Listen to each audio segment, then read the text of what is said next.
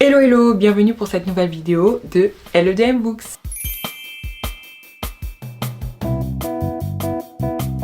Dans cette nouvelle vidéo, j'ai décidé de vous partager donc mes conseils que j'utilise au quotidien pour pouvoir se motiver à lire plus. Que vous soyez un lecteur habituel ou bien une personne qui se remet à lire depuis un bon moment ou tout simplement un lecteur débutant, ces conseils sont faits pour vous. Alors, premier conseil numéro 1 que j'aimerais apporter, c'est pouvoir se fixer un objectif précis.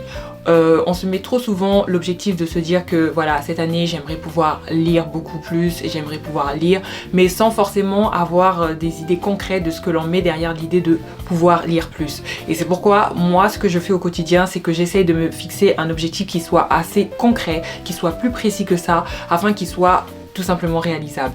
Alors la chose que je fais, c'est que j'essaie de déterminer tout simplement le nombre de livres que j'aimerais pouvoir lire à l'année en fonction de mon niveau de lecture, en fonction de mon mood, en fonction de tout un tas de choses, et j'essaie vraiment de définir un objectif qui soit surtout réalisable, c'est-à-dire que voilà, je prends en compte donc du coup mes difficultés, je prends en compte donc les activités que je fais au quotidien, je prends en compte vraiment beaucoup de choses, beaucoup d'éléments qui vont me permettre tout simplement de pouvoir être la plus de pouvoir me fixer des objectifs les plus réalistes possibles. Donc par exemple, ce que je fais, c'est que je me fixe donc un nombre de livres précis à lire à l'année.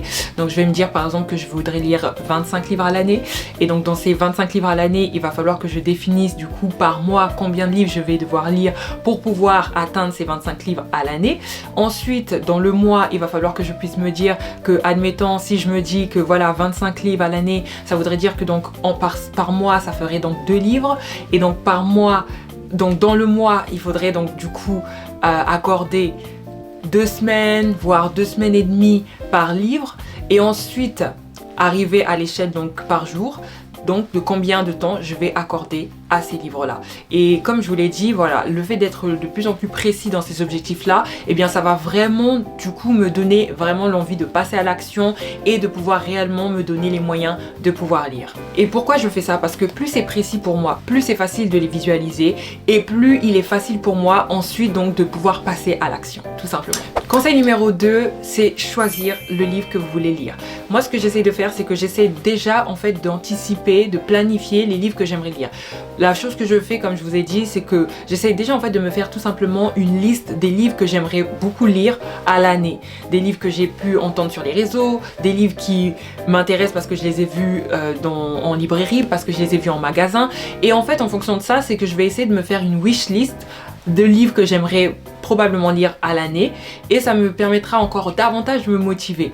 Et donc pour pouvoir définir cette liste, eh bien j'essaie de me poser des questions comme quels sont les genres qui pourraient me plaire, quel est le format aussi dans lequel je serais beaucoup plus à l'aise pour lire le livre. Est-ce que c'est un format papier, est-ce que c'est un format numérique, est-ce que c'est format audio, et j'aimerais aussi pouvoir définir le nombre de pages de livres que j'aimerais lire. C'est-à-dire que un livre de 200 pages sera plus facile pour moi et beaucoup plus motivant à lire qu'un livre qui fait 500 pages. Donc c'est pour ça que en ayant un peu tout ça vu en amont, ça me permet vraiment donc de vraiment anticiper donc les livres que j'aimerais lire, même si il est possible aussi de pouvoir tomber sur des livres que vous avez envie de lire sur un coup de cœur. Après, rien ne veut dire que vous êtes obligé de lire ces livres que vous avez fixés dans votre wishlist. Il est possible après par la suite de vous tourner vers des livres qui vous ont plu parce que vous les avez vus en magasin, parce que vous les avez vus sur les réseaux et autres, mais je pars de l'idée que c'est toujours bien d'avoir déjà en tête donc certains livres que vous pouvez lire, certains livres que vous avez envie de lire. Deuxième chose aussi que je rajoute par rapport donc au fait de choisir son livre et de pouvoir faire une wish list, c'est également aussi de forcément avoir le livre déjà en sa possession. Il est beaucoup plus motivant de savoir que vous avez le livre déjà en votre possession, c'est-à-dire que vous l'avez dans votre sac, vous l'avez dans votre maison, plutôt qu'un livre que vous devez encore aller devoir acheter, encore commander et autres, parce que forcément le temps d'attente pour pouvoir déjà passer à l'action de le lire va faire que entre temps vous pouvez être distrait pour faire autre chose et perdre tout simplement cette motivation là. Ça ne veut rien dire en soi parce qu'il est possible aussi que ça vous motive vraiment donc de vouloir le lire et de vous rendre en magasin, mais c'est vrai que c'est beaucoup plus facile donc de déjà avoir le livre en votre possession. Toujours sur ce point, ce que j'aimerais rajouter, c'est de pouvoir mettre le livre en évidence, c'est-à-dire que de pouvoir le mettre donc dans une pièce dans laquelle vous avez l'habitude d'être, ou simplement le ramener avec vous dans votre sac si vous vous déplacez, si vous allez au travail, travail, à l'école et autres, c'est vraiment de l'avoir toujours avec vous, de façon à ce que vous ayez toujours cette envie qui est suscitée parce que le livre il est vraiment en votre possession. Voilà, tout simplement. Conseil numéro 3, c'est de pouvoir vous créer du temps pour lire. Parce que bien évidemment, le temps pour lire n'existe pas, mais il se crée. C'est véritablement à vous de pouvoir vous dégager du temps pour lire. Dès lors que vous avez défini que vous vouliez vraiment vous motiver à lire et que vous avez vraiment envie de faire de cette année 2025 une année où vous lisez plus, une année où vous êtes vraiment productif dans la lecture, dans ce cas-là, il est véritablement important de pouvoir le planifier, de le mettre vraiment dans votre emploi du temps. Parce que une action en fait que vous ne prévoyez pas, une action que vous ne planifiez pas, c'est une action que vous pouvez en fait très facilement tout simplement reporter. Donc c'est pour ça que si véritablement, encore une fois, je parle vraiment de personnes qui veulent vraiment se motiver à lire, hein, si c'est quelque chose pour lequel voilà, ça n'a aucun intérêt pour vous, bien évidemment que vous n'avez pas besoin d'appliquer ce conseil. Mais moi ce que je fais au quotidien, c'est que j'essaye réellement de pouvoir planifier mes temps de lecture. Étant donné que j'ai un véritable emploi du temps de ministre sans avoir le salaire, bien évidemment, et bien du coup je n'ai pas d'autre choix en fait de pouvoir donner du temps à la lecture, parce que je sais que voilà, je sais que la lecture pour moi c'est quelque chose qui me procure énormément de bien au quotidien, c'est un temps que je me réserve pour moi-même, c'est un temps où je me retrouve avec moi-même et qui me fait beaucoup de bien, qui me procure énormément de bien. Donc je me rends compte que bien que je sois quelqu'un qui ait beaucoup de facilité à pouvoir lire, à pouvoir rentrer dans la lecture, à pouvoir me concentrer, mais malheureusement avec toutes les activités que je fais au quotidien, il m'arrive en fait de pouvoir zapper ce temps-là, il m'arrive de pouvoir me rendre compte qu'en 24 heures finalement je n'ai pas lu, et c'est pour ça que je m'efforce au quotidien de vraiment planifier mon temps de lecture. Et donc j'essaye vraiment de trouver un jour, un moment dans ma journée où je sais que je vais lire. C'est pour ça que du coup moi j'ai décidé de planifier ce temps-là au quotidien, le soir idéalement, après le travail, après une longue journée. C'est là que je vais vraiment pouvoir trouver le temps et la motivation surtout de le lire. Pour d'autres, ça peut être donc d'introduire la lecture soit dans une routine le matin, soit dans la routine donc du soir, ou tout simplement à un moment donné dans la journée, à la pause déjeuner ou autre. Donc ça va vraiment dépendre en fait de chacun, ça va vraiment dépendre en fait de vous tout simplement, en fait de votre temps libre, de comment vous voulez arriver à être beaucoup plus motivé. Il y a des personnes qui sont beaucoup plus stimulées de lire le matin, comme il y en a d'autres c'est beaucoup plus le soir. Donc à vous de savoir ce qui vous convient, à vous d'essayer aussi les différents moments de la journée où vous vous sentez plus apte, beaucoup plus facilement en mesure d'être concentré pour lire, et c'est comme ça que vous allez arriver par la suite à réellement planifier au quotidien votre temps de lecture. Alors, conseil numéro 3, c'est d'instaurer un rituel. Après avoir maintenant défini donc un moment précis où vous voulez lire, pour que ça puisse vraiment, moi ce que j'essaie de faire, c'est que j'essaie vraiment de faire de la lecture quelque chose que je veux introduire dans mon quotidien, et pour me motiver encore davantage, c'est que j'essaie vraiment de me créer un rituel. Quand je parle de rituel, c'est définir un environnement précis, un moment donc précis, et aussi donc toute une ambiance en fait que je mets en place. En général, l'idéal, moi je vous dirais, c'est que pour lire forcément il faudrait pouvoir être dans un coin tranquille, un coin. La lecture est une activité qui nécessite d'être seul, d'accord? Donc c'est pas une activité que l'on fera quand on est entouré, quand on est avec beaucoup de monde et autres, à part si ces personnes-là bien évidemment sont en train de lire comme vous, donc vous n'êtes pas en train de discuter, vous n'êtes pas en train d'être occupé à une autre action que la lecture.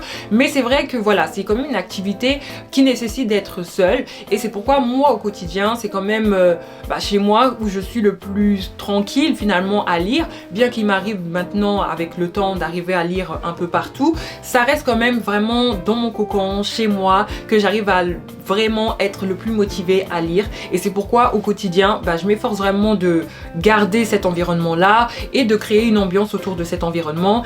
Qui dit ambiance va dire que je vais rajouter un petit plaid, que je vais ramener des petits gâteaux, des petits biscuits, un petit thé, histoire vraiment en fait que je me sente vraiment dans un environnement bien cosy, une bonne ambiance qui me mette à l'aise et qui va vraiment me procurer ce désir de pouvoir lire.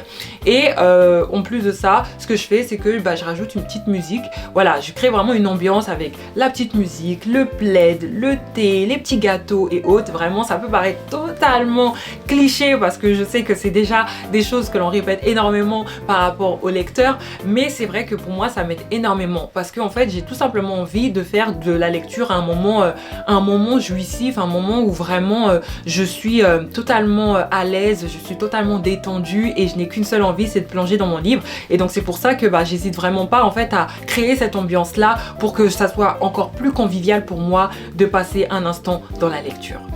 Conseil numéro 5. Participer donc à des challenges ou bien soi-même se lancer dans des challenges. Pour pouvoir toujours être motivé au quotidien, ce que j'essaie de faire, c'est soit de participer donc à des challenges que des personnes ont lancés ou soit moi-même me lancer des challenges. Par exemple, l'année dernière, j'ai décidé de pouvoir faire du mois de mars un mois dédié à la lecture uniquement de livres écrits par des femmes et qui parlent de femmes.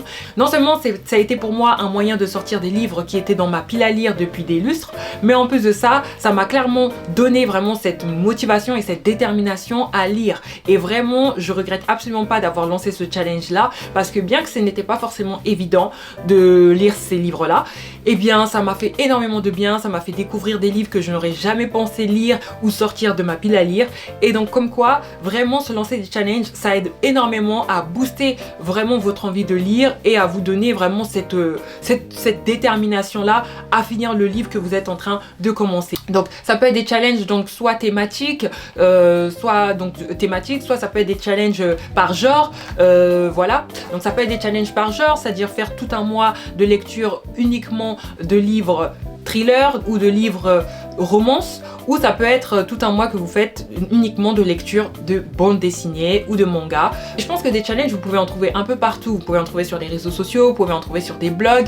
Et voilà, l'idée c'est de se dire que forcément vous êtes en train de lire et que d'autres personnes aussi, le fait que d'autres personnes soient en train de participer tout comme vous à ce même instant à des challenges, eh bien je trouve que c'est aussi motivant parce que vous pouvez vous partager vos ressentis, vous pouvez discuter avec ces personnes-là. Et c'est comme ça que j'arrive aussi à mon conseil numéro 6.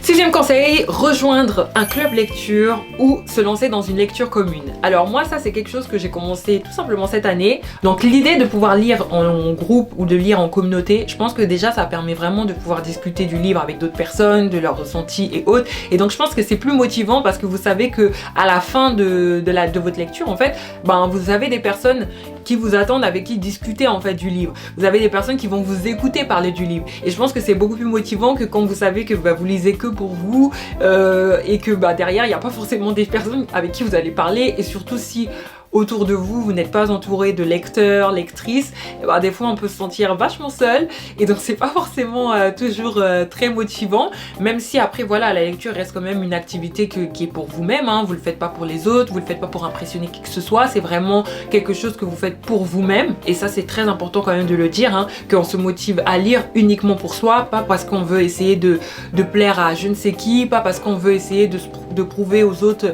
qu'on est tel type de personne, mais tout simplement parce que vraiment vous avez à cœur, vous avez vraiment ce désir là de pouvoir lire. Septième conseil et le dernier, c'est de pouvoir varier les genres. C'est pas parce que vous avez commencé à lire que des romans que vous êtes obligé de lire que des romans. L'avantage c'est que aujourd'hui la littérature en général elle est quand même assez variée. Il y a différents types de livres qu'on peut lire. On peut lire des romans, on peut lire des BD, on peut lire des mangas, on peut lire de la poésie, on peut lire du théâtre. Bref, vous avez compris, il y a tellement de genres variés que ce serait dommage en fait de se limiter qu'à un seul genre. Moi ce que j'essaie de faire au quotidien, c'est que j'essaie vraiment de varier les genres, et depuis que je fais ça, ça a grandement accentué vraiment ma volonté, ça a grandement motivé mon envie de lire, parce que du coup quand je sors par exemple d'un roman qui a été lourd, qui a été difficile à comprendre, à saisir, eh bien j'ai pas forcément envie tout de suite de me replonger dans un autre roman. En général je vais essayer de vouloir trouver une lecture un peu plus légère, un peu plus décontractée, quelque chose d'un peu plus léger tout simplement, et donc je vais plutôt me tourner vers une bande dessinée ou bien un manga, de sorte que en finissant cela, je serai beaucoup plus apte à pouvoir me replonger dans un autre roman que si j'avais enchaîné directement. Tout en sachant en plus de ça que ce que j'ai beaucoup remarqué, c'est que je suis quelqu'un qui n'arrive pas tout de suite à vraiment enchaîner roman sur roman ou livre sur livre. Hein, j'aime toujours laisser un peu un laps de temps, peut-être une journée ou 2 journées avant d'enchaîner en fait un nouveau livre. Pourquoi? Parce que pour moi c'est important de pouvoir prendre le temps de digérer la lecture, de pouvoir pouvoir me faire mon avis par rapport à ce livre-là, parce que j'aime beaucoup donner mon avis sur les livres. Et des fois il y a des livres qui sont beaucoup plus difficiles que d'autres à pouvoir oublier, à pouvoir se sortir de la tête. C'est pourquoi j'ai besoin de tout simplement en fait changer de genre.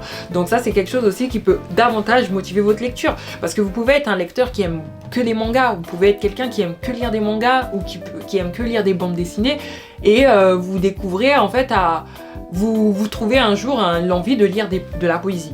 Ça vous a jamais parlé, mais quelqu'un vous conseille un recueil de poèmes. eh ben, peut-être qu'en vous lançant dedans, bah, vous allez vous sentir un peu motivé de faire autre chose. Moi je pense que le fait d'être de varier, ça permet de... Enfin, moi je pense que varier les genres, ça motive dans le sens où il y a ce côté de découverte en fait qui est suscité. Il y a cette notion de découverte, il y a cette notion en fait de curiosité qui est suscitée et qui peut vraiment en fait être un boost, être une motivation pour pouvoir lire un autre livre. Donc pourquoi pas essayer de varier les genres, hein. Après voilà, il y a des genres qui sont peut-être enfin moi j'ai mes genres de prédilection, des livres que voilà, je sais que dès que je vais dans tel genre, en général ça va vite, je suis très motivée à lire et autres, alors que ben il y a des genres qui me plaisent absolument pas. Mais je me suis rendu compte que c'était quand même important pour moi au quotidien de pouvoir varier les genres et de pouvoir essayer un peu tout, parce que forcément c'était très intéressant. Enfin, conseil bonus et que je rajoute, c'est vraiment les réseaux sociaux. Ça serait vraiment...